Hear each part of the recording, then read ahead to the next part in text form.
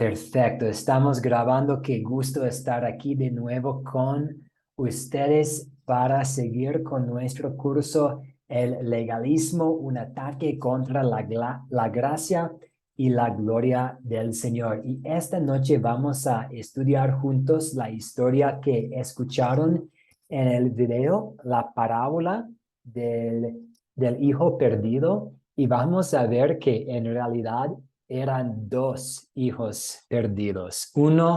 Un hijo perdido en su rebelión, en su pecado, en su mal comportamiento, pero el otro hijo perdido en su orgullo, que también es pecado, perdido en el legalismo de Lucas capítulo 15. Vamos a iniciar ofreciendo una oración como es nuestra costumbre en Academia Cristo. Oremos. Padre Celestial, no nos dejes caer en la trampa de comparar nuestra bondad con la de los demás. Mientras comparamos cómo vivimos nuestras vidas con la perfección que tienes todo el derecho de esperar de nosotros, ayúdanos a darnos cuenta de que la fe y el perdón que tenemos no dependen de nuestra bondad, sino de tu gracia. Ayúdanos a siempre reconocer esto con humildad. En el nombre de Jesús oramos y en su nombre pedimos su bendición, tu bendición, Dios Padre, sobre nuestra reunión. Amén. Y hay algunos compañeros más que están entrando, que todos sean bienvenidos. Y vamos siempre tenemos aquí en la primera parte de la clase algunos recordatorios, pero no, gracias a Dios y gracias a ustedes no hemos tenido problemas y los agradezco por el respeto que han mostrado a sus compañeros y a mi persona y un gusto estar aquí con ustedes. Entonces vamos a iniciar con un repaso, hablando un poco sobre las preguntas que planteé en el grupo de WhatsApp que tenemos. Y vamos a pensar en Lucas capítulo 15 y cuál es el contexto de la parábola. ¿Cuál es el contexto, el ambiente en que Jesús está compartiendo esta parábola? Sí, señor Julio Vargas, adelante. Gracias, pastor. El contexto es lo siguiente: Jesús habla de la misericordia de Dios para los pecadores, para los arrepentidos y el perdón de los pecados. Vemos en ellos tres valores en la parábola: la humildad, el arrepentimiento y el perdón. Las personas más rechazadas de la sociedad de esa época habían venido a escuchar a Jesús. Eso significaba una ofensa contra los fariseos porque ellos se creían los hombres buenos, porque ellos cumplían con la ley, ellos cumplían por la obra y por lo tanto no concebían que Jesús hablara a una gente así. Ese es mi comentario, pastor. Muchas gracias, señor Julio Vargas. Y exactamente así es el contexto, que las personas más rechazadas de la sociedad, ellos querían escuchar a Jesús y querían acercarse a Jesús, pero fue una gran ofensa para los fariseos. Y vamos a hablar más sobre las razones por las que uh, eran una ofensa a los fariseos. Escuchamos en el primer versículo de capítulo 15, todos los cobradores de impuestos y pecadores se acercaban a Jesús para escucharlo. Los fariseos y los escribas comenzaron a murmurar y decían, como este tipo, no usando su nombre, como, Jesús, a él le gusta andar con estas personas, pero como una señal de desrespeto, recibe a los pecadores y come con ellos. Los cobradores de impuestos sabemos que la mayoría en ese entonces robaban a la gente y por eso fueron muy despreciados y rechazados. Y también la palabra aquí, pecadores, muchas veces significaba en la Biblia las prostitutas. Entonces, prostitutas, cobradores de impuestos, ladrones, a personas con cosas feas en su vida. Algunas notas para nosotros aquí. Los recaudadores de impuestos y pecadores, prostitutas, las personas más rechazadas de la sociedad judía, habían venido a escuchar y conocer a Jesús. Que Jesús hablara con estas personas fue una gran ofensa contra la religión de los fariseos y una prueba de que Jesús no podía ser el Mesías. Hoy en día nosotros usamos mucho la comida para ocasiones especiales, ¿cierto? Para celebrar un cumpleaños siempre hay pastel, tal vez. Depende de dónde es usted, ¿cierto? Puede ser un pozole, puede ser un sancocho, puede ser un caldo, puede ser algo más, algo diferente. Pero muchas veces usamos la comida para celebrar una boda, unos cumpleaños, un aniversario, un bautizo, algo especial. Pero fue aún más así en los tiempos de Jesús. Comer con alguien representó un vínculo especial, una conexión, una unidad. Entonces, para Jesús, y aquí no necesariamente menciona que Jesús está comiendo con los cobradores de impuestos y los pecadores, pero sabemos desde otras partes de la Escritura que muchas veces Jesús sí comía con tales personas y siempre fue una gran ofensa a los fariseos, a los escribas. ¿Cómo puede Jesús hacer algo tan íntimo, comer con personas tan terribles? Y aquí vemos la gran cantidad de amor de Jesús para los pecadores. Él come con nosotros hoy en día. De hecho, en el sacramento de la Santa Cena hay como una comida especial que estamos compartiendo con nuestro Señor. Hay esta unidad, aunque somos pecadores.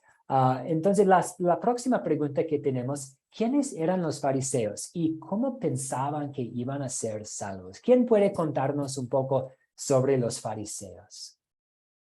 Sí, Natalie Hernández, adelante. Gracias, profesor. Bueno, los fariseos eran los líderes religiosos más prominentes, más destacados, podríamos decir, de aquella época, puesto que también habían otros como los saducios, los herodianos, pero los fariseos eran los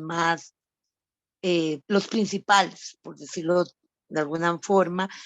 Según lo que vimos en el video, la palabra fariseo quiere decir separar, y ellos precisamente se enorgullecían, se llenaban de soberbia, porque ellos se separaban de cualquier cosa espiritualmente impura, como lo establecían las leyes ceremoniales dadas por Moisés. Y por sus niveles de justicia, todos, como vimos, las prostitutas, recaudadores de impuestos, todo pecador eran impuros y por lo tanto ellos los evitaban, los hacían a un lado y los criticaban. Y también pues vemos que los fariseos siempre se justificaban a sí mismos por sus obras y el cumplimiento, según ellos, de esas leyes que cumplían. Creían que merecían ir al cielo por la observación tan estricta de esas leyes ceremoniales dadas por Moisés y de las leyes incluso adicionales que los rabinos fueron agregando en aquel tiempo, que incluso no estaban en esa ley dada de Moisés, sino que fueron incluidas por los rabinos de aquel tiempo y que fueron, conforme pasaron los años o los siglos, fueron agregando. Eso es todo, profesor. Muchas gracias y un muy buen resumen de los fariseos y sus actitudes Y para resumir, separados y cumplimiento. Separados y el cumplimiento de las leyes. Lo que era lo más importante para ellos. Estar separados de los pecadores y cumplir con las leyes. Y señor Oscar Rolando, adelante. Sí, buenas noches, profesor. Disculpe que hasta ahorita me pude conectar, no tenía buena señal. ¿Me escucha? No hay problema, lo escuchamos muy bien. Muy buenas noches. Sí, los fariseos eran un grupo político, social y religioso. Eran como un grupo de escuela de pensamiento judío. Eso duraron durante el periodo del Segundo Templo. Ellos pensaban salvarse conservando la ley y cumpliéndola, las reglas. También pensaban en salvarse con su conducta fingida, porque se consideraban los más higiénicos, los más entendibles y apartados de todos aquellos de los que mencionaban los compañeros, de las prostitutas, de los borrachos, etcétera, etcétera. Esos eran los fariseos, pastor. Es nada más. Exactamente, muchas gracias, Oscar. Sí, los líderes religiosos de su tiempo, la palabra fariseo quiere decir separar. Vamos a volver a hablar sobre este concepto de una separación cuando hablamos de Lucas 15. Y también querían justificar a sí mismos con esta conservación de la ley, con este cumplimiento perfecto de la ley. Y ahora voy a pedirles que expliquen esta declaración, este comentario.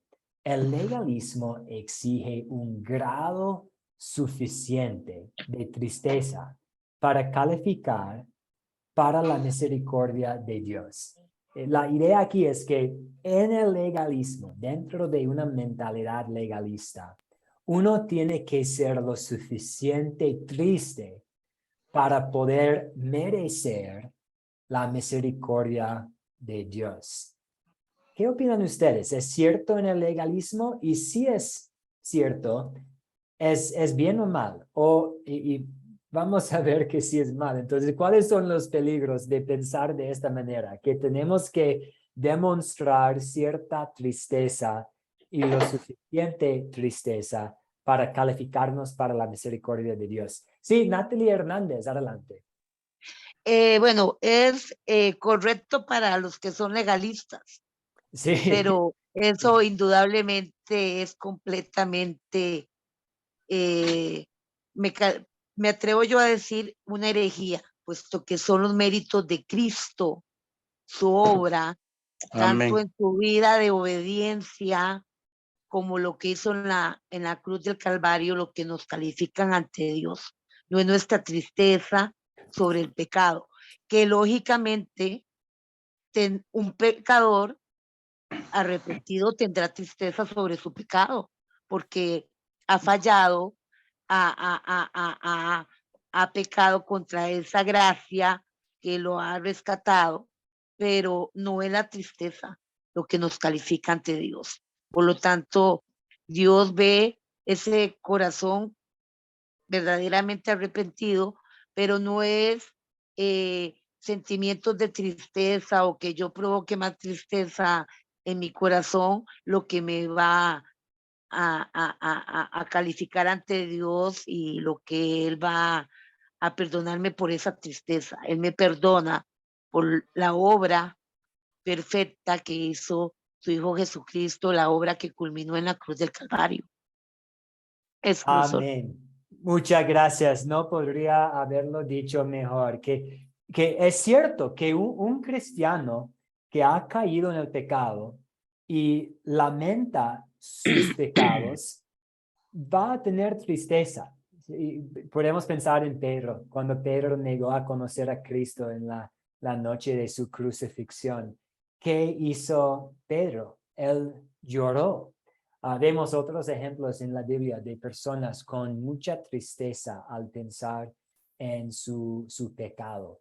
Pero no es nuestra tristeza y no es un grado suficiente de tristeza que nos califica para la misericordia de Dios. Como Natalie nos dijo, los méritos de Cristo nos califica para la misericordia de Dios. Porque Cristo entregó su vida y pagó el precio para nuestro rescate. Ahora Dios sí puede mostrarnos su misericordia. Muy bien dicho, Natalie. Entonces, algunas notas aquí. Un pecador arrepentido tendrá tristeza sobre su pecado, pero no debemos de pensar que Dios nos perdona por causa de nuestra tristeza o que nuestra tristeza es la que nos califica para la misericordia de Dios. Al pensar así, es el legalismo. ¿Por qué? Y es exactamente como explicó Natalie. Si yo necesito tener cierto grado de tristeza para merecer la misericordia de Dios, ahora recibir la misericordia de Dios depende de mí y depende de lo que yo estoy haciendo. ¿Estoy lo suficiente triste? ¿Pero qué pasa si no estoy llorando? Pues estoy súper triste y agobiado, pero no estoy llorando. Entonces todavía voy a recibir la misericordia de Dios, o siempre vamos a estar preguntándonos, ¿cómo voy a saber si estoy lo suficiente arrepentido, si estoy lo suficiente triste? Entonces, son los méritos de Cristo que nos califican ante Dios, no nuestra tristeza sobre el pecado. Muchas gracias, compañeros. ¿Y por qué estaba enojado con su padre, el hijo mayor? Ahora vamos a entrar en Lucas 15 y por qué estaba tan enojado este hijo mayor. Señor Julio Vargas, adelante. Gracias, pastor. Él pensaba que su padre no era justo que hubiera recibido a su hermano de esa manera, dándole un nuevo anillo, dándole ropa nueva, haciendo una fiesta de bienvenida. Consideraba que eso no era correcto. Si el que había quedado con él trabajando duramente, mientras su hermano derrochaba toda la herencia, era él. Entonces, no tomó en cuenta el arrepentimiento de su hermano, no tomó en cuenta que el evangelio, lo que Jesús nos dice, si venimos arrepentidos, pues debemos con un corazón sincero, pues debiera ser, no tomó en cuenta eso, sino que se comparó con su hermano y él se consideró mejor, se consideró el hombre justo, el hombre correcto, y en el caso de su hermano, no merecedor de eso. Ese es mi comentario, pastor. Un muy buen comentario. Muchas gracias, Julio. Y Oscar, adelante, señor Oscar. Sí, pastor, ¿por qué estaba enojado el hijo mayor? Es que él se sentía el mejor hijo, intachable, ¿verdad? No tenía misericordia de su hermano, que estaba perdido, era un egoísta. En síntesis, es lo que yo entiendo. Exactamente. Y Jair Rodalleya, adelante. Pastor, ese es un ejemplo muy claro de ser una persona legalista, lo que estábamos hablando, lo que estamos enfocados en el tema, ¿no, pastor? Porque yo me quedé impresionado, o sea, sí está bien ser una persona correcta, pero se jacta, como decía el hermano anterior, se jacta tanto de su rectitud que no tiene ni misericordia y aparte de eso se toman las atribuciones del Padre, en cierta forma que representa, como digamos, por decir algo, a Dios, que es el que tiene derecho a perdonar y el que tiene derecho a redimir a su Hijo, que como la palabra de Dios, amó tanto Dios al mundo que dio a su Hijo para redimirnos, ¿no? Por gracia. Exactamente, excelente. Y Lifa Araba, adelante.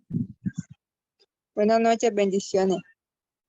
Pastor, yo pienso que él pensó que de pronto si él hubiese estado en el lugar del padre, él no hubiese recibido a su hermano, él lo hubiese echado fuera, le hubiese dicho, si ya te gastaste todo lo que te dimos, entonces, mira cómo te defiende. Él, en ningún momento él pensó en el sentimiento que tuvo el padre al ver que ese hijo perdido había vuelto. Él no pensó en eso, él actuó de pronto como un escriba, como un fariseo, o sea, él señaló, él juzgó, él creía que tenía el poder y la autoridad para decidir qué podía hacer con la vida de su hermano. Por eso él se enojó tanto con su padre, porque de pronto el papá no le consultó, no le dijo, bueno, tu hermano regresó, ¿qué piensas tú que podemos hacer? Esa es mi opinión. Muchas gracias. Sí, vemos aquí una mentalidad legalista y vemos también el peligro del legalismo.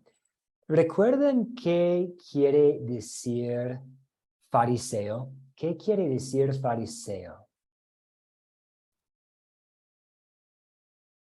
Separado. Separado, exactamente. Y ahora, al ver el relato y ver los eventos de la historia, ¿quién es separado aquí de la celebración? ¿Quién es separado del banquete? ¿Quién es separado del padre? El padre tiene que salir de la fiesta para buscarlo. El hijo mayor, el legalista, el fariseo. Entonces vemos aquí que es interesante que los fariseos querían ser separados de todos los pecadores, pero al hacerlo y al tratar de cumplir con toda la ley para la salvación, al menospreciar a los demás, al criticar a los pecadores, al estar enojados con la gracia de Dios, estaban separados de su Salvador. Estaban separados los fariseos de su Padre Celestial, igual como este hijo con una mala actitud estaba separado de la fiesta y del gozo y de la alegría y de todo lo bueno dentro de la celebración que estaba ofreciendo el Padre. Y es el mismo hoy en día con el legalismo. Eventualmente va a resultar en la separación, hasta la separación con Dios. Entonces, algunas notas aquí. El hijo mayor representa el corazón legalista. No pensaba que era justo que su hermano menor, quien había roto todas las reglas, debería ser recibido de manera tan generosa y gozosa, especialmente cuando él, quien se había cumplido con todas las reglas, nunca había recibido el tratamiento especial dado por su padre a su hermano menor. Estamos hablando un poco sobre la separación y los peligros del legalismo. Esta parábola nos ayuda a reconocer la severidad del legalismo, pero también cabe mencionar que aquí en esta parábola vemos el amor de Dios. Y ustedes están aprendiendo en los otros cursos el método de las 4C. Y en la parte de consolidar, hay la pregunta número 3 que pregunta, ¿dónde vemos el amor de Dios aquí? Y aquí, en esta parábola, vemos el amor que Dios tiene para los pecadores. Y cuando estamos estudiando parábolas, necesitamos tener cuidado de buscar mensajes o lecturas o significado en cada detalle pequeño, porque típicamente una parábola tiene un propósito, tiene un tema central, un mensaje central. Pero podemos ver algunas cosas muy hermosas en los detalles aquí en esta parábola. Y estos detallitos ayudan a enfatizar el punto principal. Entonces vamos a ver aquí en Lucas capítulo 15 algunos de los objetos que tenemos, porque también en el método de las 4C siempre estamos tratando de identificar las cosas, los objetos de la historia. Y tenemos aquí algunos objetos cuando hay este reencuentro entre el padre y el hijo menor. En versículos 22 escuchamos, traigan la mejor ropa y vístanlo, pónganle también un anillo en su mano y calzado en sus pies. Y hay un poco de simbolismo en cada de estos objetos. La mejor ropa, pues este hijo volvió a casa sin ropa, tal vez casi desnudez. Y la mejor ropa probablemente era la ropa del padre mismo, su propia ropa. Entonces el padre quiso poner su propia ropa sobre su hijo. Igual como Dios Padre ha puesto la ropa de la justicia de Jesús sobre nosotros. Somos revestidos en la perfección de Jesús. Y un anillo era una señal de autoridad. Significaba que este hijo de verdad perteneció de nuevo a la familia. Él tenía la autoridad de ser un miembro de esta familia. Y podemos pensar en nuestra relación con Dios. Nosotros también pertenecemos a la familia de Dios. Y calzado en sus pies fue muy común para los miembros de la familia tener zapatos o sandalias, pero los siervos, los empleados, no. Y el hijo menor quiso volver a la casa para trabajar como un empleado, como un siervo. Pero al recibir sandalias de su padre, significó que él no iba a ser un obrero en la casa, sino un hijo de nuevo. Entonces vemos algunas cosas muy hermosas aquí. Y así es como Dios trata a los pecadores. Él nos invita a pertenecer a su familia y somos miembros completos en su familia. ¿Preguntas, dudas, comentarios pensando en esta parábola antes de continuar? Sí, Lida, adelante. No la escuchamos. Su micrófono está en mudo.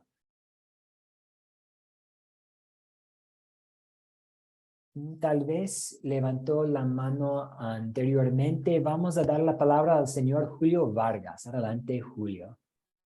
Sí, gracias, pastor. A mí me impresiona que la actitud del muchacho cuando ya está arruinado, cuando está cuidando cerdos en una finca, y él dice, voy a regresar a mi casa. Y él no está pensando que va a regresar ya como hijo, sino él está pensando regresar como un empleado, porque en la casa de mi padre dice, los empleados comen bien. Sí. Entonces me gusta la actitud, porque él dice, no, él no está esperando que le pongan anillo, él no está esperando que lo vistan con ese calzado, no. Él por lo menos dice, yo voy a trabajar allá porque allá hay una buena comida. Es decir, y él está arrepentido y es muy lindo el encuentro con su padre. Es mi comentario, pastor. No, muchas gracias, Julio. Sí, es muy lindo el reencuentro. Entonces, y para volver a nuestra primera pregunta para hoy, sí, hay tristeza en el arrepentimiento. Él es triste y él reconoce su situación y él quiere mejorar. Entonces, vemos que sí, es normal. Entonces, y es parte del proceso de arrepentimiento lamentar nuestros pecados. Pero a la vez vemos cuando él regresó que él no tenía la oportunidad de trabajar como empleado. Él no tenía la oportunidad de tratar de explicarse. Él no tenía la oportunidad de tratar de expiar por sus pecados. Su padre no le dijo, 5 años, 10 años, tal vez en el futuro hablemos. Inmediatamente le concedió su perdón y su amor. Y eso nos ayuda a contestar bien esta primera pregunta. ¿Va a haber un grado o hay un grado necesario de tristeza para poder recibir la misericordia de Dios? Y la respuesta es no, que Dios en su gracia simplemente extiende su misericordia hacia nosotros por los méritos de Cristo. Pero muy lindo, hay mucho que aprender sobre esta parábola. Muchas gracias, Julio. Y Natalie Hernández, adelante. Profesora, ahora que usted tocaba el método de las 4C, ¿cómo vemos aquí realmente desde el inicio cómo se desborda el amor de Dios, cómo vemos el amor de Dios en la historia? Porque y el Padre Eterno nos recibe gozosamente a nosotros. Y nos recibe gozosamente y sin merecerlo. No lo merecemos, ese amor, el llegar a Él, como Él nos recibe y como nos quiere perdonar y limpiar y renovar nuestra vida, ¿no? Entonces es increíble cómo, como le digo, yo lo veo desde el inicio de la historia, porque incluso él nunca, vemos como el padre nunca dejó de preocuparse por su hijo, se lamentaba de cómo estaría su hijo. Y en el corazón de ese hijo, cuando empezó a ver las penalidades que iba sufriendo y recordar todo lo que tenía en la casa de su padre, vemos ahí cómo opera el amor de Dios. Y hoy en día vemos eso cuando el Espíritu Santo nos capacita, o sea, nos da ese entendimiento para andar en ese camino de integridad, de rectitud, pero por amor y agradecimiento a lo que nos ha recibido el Padre y por lo que Él hizo en nosotros por medio de su Hijo. Muy bien, muchas gracias, Natalie, muchas gracias. Entonces hablamos de la razón por la que el hijo mayor fue enojado. Ahora hablemos de la razón por la cual, vamos a hablar ahora sobre el problema espiritual, el problema espiritual del hijo mayor. El problema espiritual del hijo mayor. ¿Qué opinan ustedes?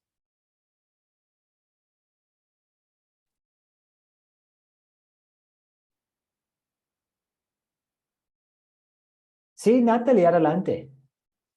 Bueno, yo vi dos problemas. El primero, que el hijo mayor pues se compara su justicia, entre comillas, con la de su hermano, puesto que él se sentía espiritualmente, moralmente superior, y lo cual no lo dejaba ver los pecados que tenía. Él se creía superior, más perfecto. Y lógicamente, si hubiera comparado esa justicia que él tenía con la perfección de Dios, ¿verdad?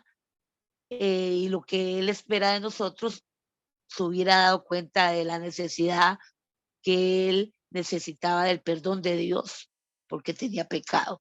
Y después, que como un legalista que es, sabemos que esta materia es legalismo, el enemigo de la gracia.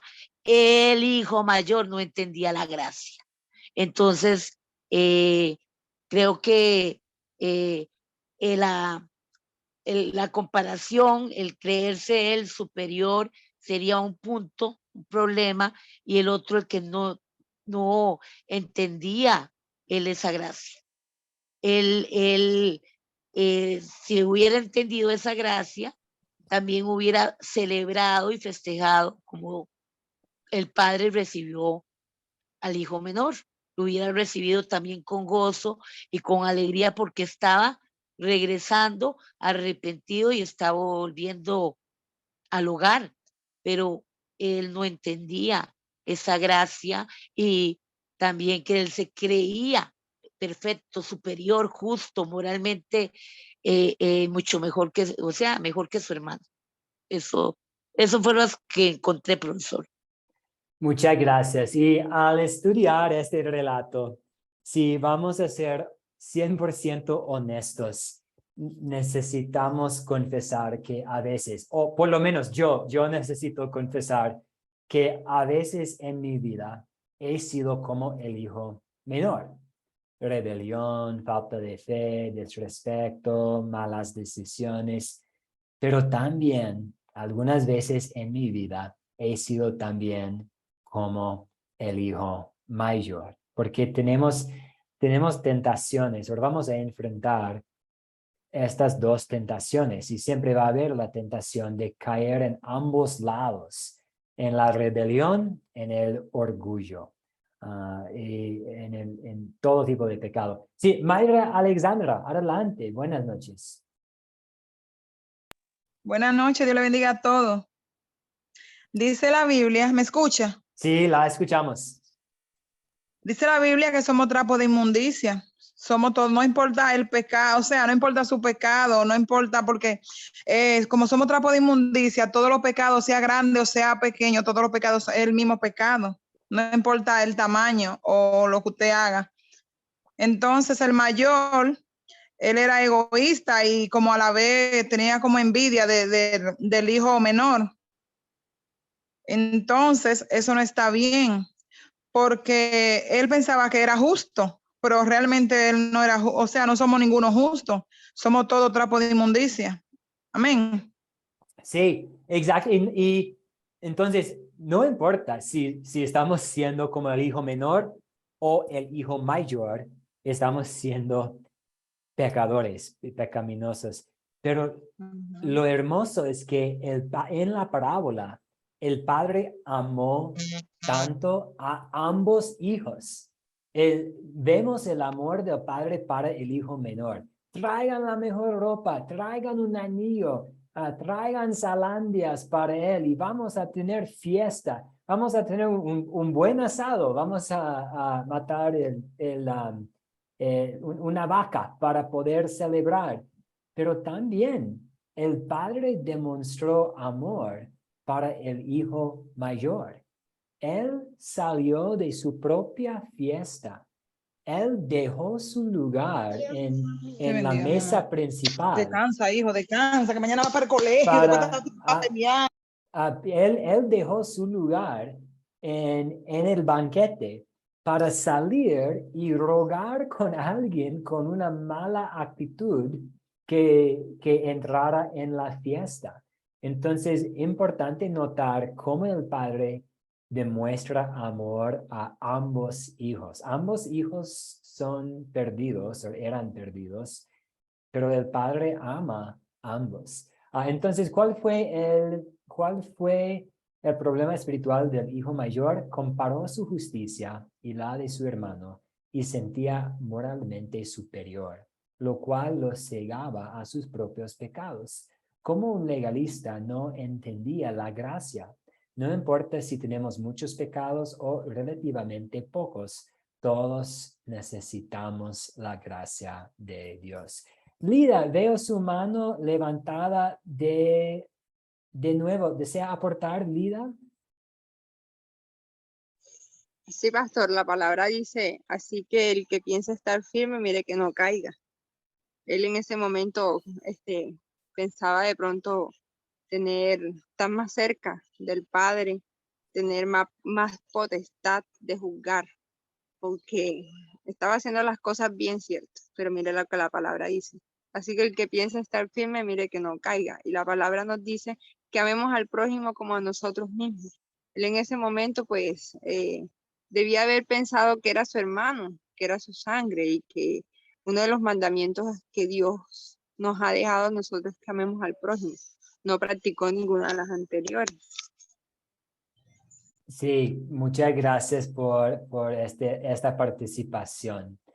Entonces, vamos a continuar ahora resumiendo algunos puntos de que hemos hablado hoy en las últimas clases y de que hemos visto en los videos. Y para resumir, el legalismo de los fariseos se centraba en la separación entre ellos y los pecadores, las malas personas. Pero como hemos notado, esto eventualmente resultó en una separación entre ellos, los fariseos, y Dios. Autojustificados, se crían autojustificados y pensaron que irían al cielo por su linaje. Somos los hijos verdaderos de Abraham. Somos los israelitas puras, el pueblo escogido. Y también su conservación y observancia de la ley ceremonial. Y en otros cursos van a estudiar ustedes, especialmente en el curso La Ley y el Evangelio, van a estudiar los 3 tipos de las leyes en el Antiguo Testamento: la ley civil, la ley ceremonial y la ley moral. Y lo triste sobre los fariseos es que se dieron más atención, prestaron más atención a la ley ceremonial que a la ley moral. Entonces, para ellos, todos los detallitos de la ley ceremonial, cómo adorar, cómo actuar en el templo, en la sinagoga, cómo observar las tradiciones y los ritos, que eran buenos y tenían propósito en el Antiguo Testamento, pero prestaron más atención a estas cosas que a la ley moral: amar al prójimo, amar a Dios. Y prestaron casi ninguna atención al Evangelio. No reconocieron su necesidad de un Salvador, no confían en un Salvador para la salvación. Sí, Egberto, adelante. Una pregunta, ¿qué diferencia hay entre intérpretes de la ley y fariseo? Sí, pues había una buena pregunta, y de hecho yo tengo un recurso que voy a buscar y compartir con ustedes, porque tengo como una hoja que explique la diferencia entre los escribas de la ley, los fariseos y los saduceos, porque los saduceos eran a un otro tipo, otro secto también. Los fariseos tenían como la responsabilidad de pues manejar las actividades religiosas, y los escribas de la ley, pues ellos se dedicaban más a la preservación de los textos, de los manuscritos. Pero voy a buscar, y de hecho voy a hacer una nota, porque esta hoja escribe quiénes eran los fariseos, los saduceos, los zelotas, tal vez han escuchado de ellos también, todos los grupos políticos y religiosos del Nuevo Testamento. Los saduceos, una parte de la palabra de Dios hablaba de que ellos, por ejemplo, no creían en la resurrección. Exactamente, Egberto. Sí, solamente aceptaron los primeros 5 libros del Antiguo Testamento, los primeros 5 libros de Moisés, y no creían en la resurrección. Exactamente. No creían en ángeles, otras cosas también. Voy a buscar esta hoja porque sí, puede ser útil para nuestro estudio. Muy bien, y para continuar con el legalismo de los fariseos odiaban a Jesús por no observar la ley ceremonial y por su contacto con los impuros. Hemos hablado de Jesús comiendo con los impuros, y también por exponer su hipocresía y por criticar su autojusticia. Entonces siempre había conflictos entre los fariseos y Jesús, pues hasta la muerte de Jesús. Y pensando en esta parábola, hay mucho simbolismo. Hay el Padre que representa a Dios, siempre dispuesto a perdonar. Un detalle hermoso es que el Padre corrió hacia su Hijo. Esto fue algo que rompió las reglas o las normas culturales del día, porque en ese entonces el patrón de la familia, el hombre más importante, no correría. Los jóvenes, los muchachos, los niños, sí, ellos correrían, pero el patrón de la familia solamente va a caminar como con dignidad. Y este detalle que él corrió hacia su Hijo también demuestra que Él siempre está dispuesto a perdonar. Hay el hijo pródigo que representa a los pecadores y hay el hijo mayor que representa a los fariseos, pensando en el contexto de esta parábola, los que estaban alrededor de Jesús escuchando la parábola, los fariseos. Pero como hemos hablado también, a veces podemos enfrentarnos la tentación de ser el hijo menor y el hijo mayor. Pero sabemos también que tenemos el perdón. Entonces, hemos caído en una variedad de pecados. Jesús tomó todos nuestros pecados a la cruz y pagó por todos. Entonces, vamos a resumir un poco el legalismo. En el legalismo, pues, número uno, es el intento de motivar la vida justa a través de las reglas, la ley, en vez del evangelio. El legalismo también es la incapacidad de separar el uso del abuso. Y muchas veces es fácil usar el alcohol, la cerveza, el vino como un ejemplo, pero puede pasar con cualquier cosa, los deportes, la ropa, maquillaje, el baile. Sí, podemos cruzar una línea y cruzar una línea en que estemos pecando. Pero el uso no en cada circunstancia es pecado. Y en el legalismo hay una incapacidad de separar la cosa o el uso y el abuso y el pecado. Y número 3, tiene un énfasis, pues el énfasis está más en lo que el hombre hace para Dios que en lo que Dios ha hecho por el hombre. Quita el enfoque de Jesús y roba a Dios la gloria. Y número 4, lleva a las personas a la desesperación o a la autojusticia. Vamos a utilizar los últimos minutos aquí para ver 3 preguntas. Y la primera es, ¿cómo contestaría usted? Entonces, usted escucha a alguien, tal vez un amigo evangélico, pentecostal, o cualquier amigo, cualquier amigo cristiano, o tal vez un amigo católico romano que dice que pues yo voy al cielo porque me uní a la iglesia, he dejado de fumar, he dejado de tomar, he dejado de bailar, no estoy apostando nada más. ¿Cómo contestaría a ese amigo?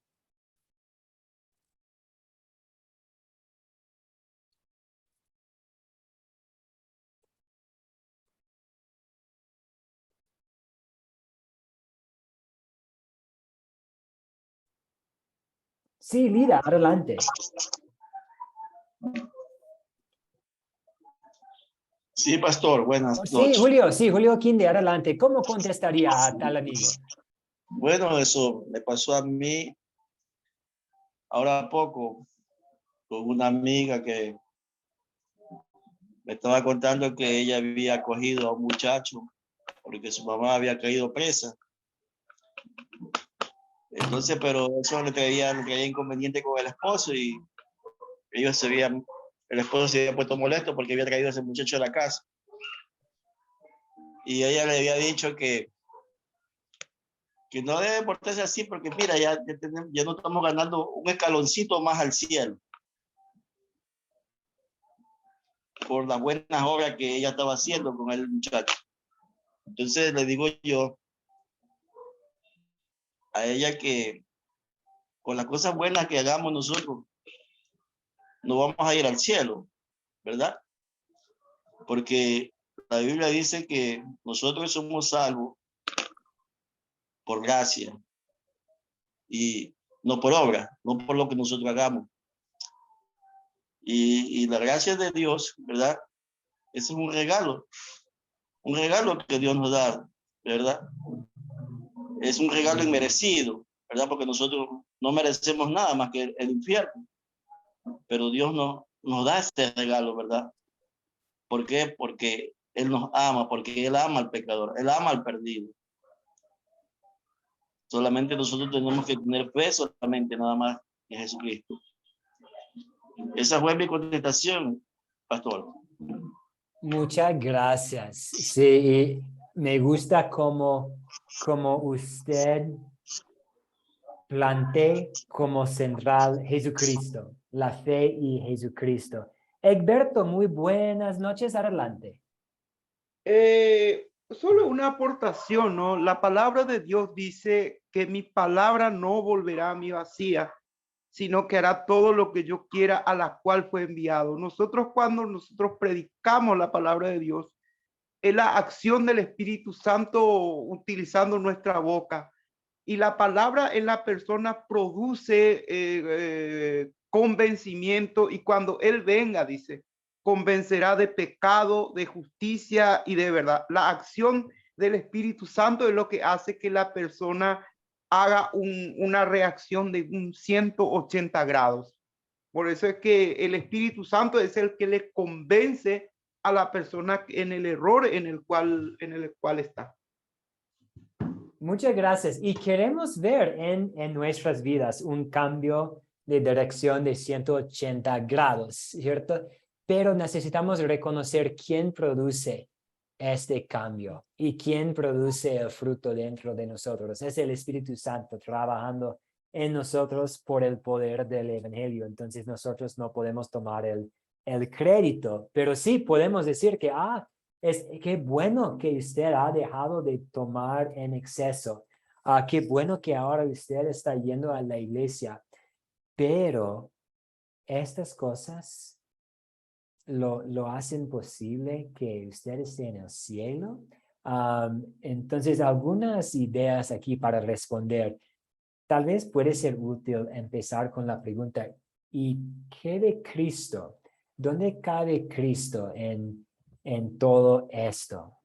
También puede ser útil hacer la pregunta, ¿son todas las buenas cosas que ha hecho la causa de su perdón?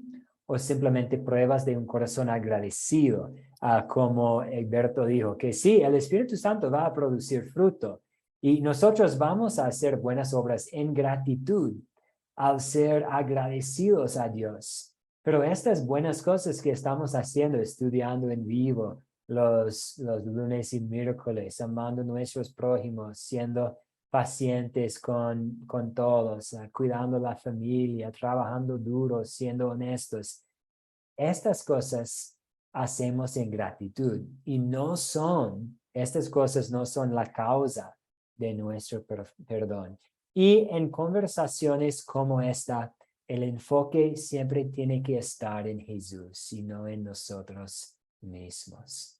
Muy bien, otra pregunta para ustedes.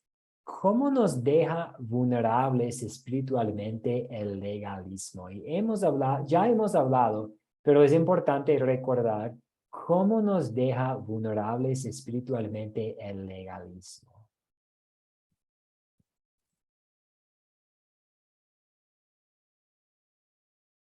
Sí, ¿quién tenemos aquí? Natalie, adelante. Bueno, nos deja muy vulnerables porque el legalismo, al ser una observancia de cumplimiento de leyes, de normas, de reglas, pues aquellos que creen que aportan con sus acciones a su salvación, eso es pues desastroso, ¿no? Porque esa precisamente es lo que para esas personas puede atraerles del legalismo, de que al seguir las reglas, a cumplir ciertos ritos o preceptos que estén en un estándar para alcanzarlo, entonces creen que cada día con lo que hacen van avanzando en obtener esa salvación y el perdón. Y lógicamente creen que entre más hagan, entre más se esfuercen, como usted mencionó ahora, pastor, entre más buenos hijos o excelentes trabajadores en su empleo, padres de familia, dentro de la obra del Señor, ya sea predicador, etcétera. Entonces creen que ellos están por sus obras obteniendo parte de esa salvación y del perdón porque están siendo buenos y se están esforzando al máximo y no es así. Y el problema es que cuando caen o incumplen una de esas leyes, es frustrante para ellos. Y sobre todo, pues sabemos el adversario que tenemos todos, que es Satanás, va a poner aumentar esa desesperación, esa tribulación emocional de que creían que estaban muy bien, que eran excelentes cristianos o excelentes personas y al fallar sienten una desmotivación total porque ven que no pueden, porque quieren hacerlo en sus fuerzas, en su aporte con sus acciones y no es así. Ya, pues. Sí, muchas gracias, Natalie. Y gracias por mencionar también cómo Satanás está trabajando ahí. Y vamos a ver en las notas que tenemos que el diablo quiere aprovechar el legalismo. El hombre es encantado con su autojusticia, por eso el legalismo es atractivo. Pero el diablo, Satanás, espera pacientemente porque sabe que tarde o temprano la persona va a caer en un pecado vergonzoso.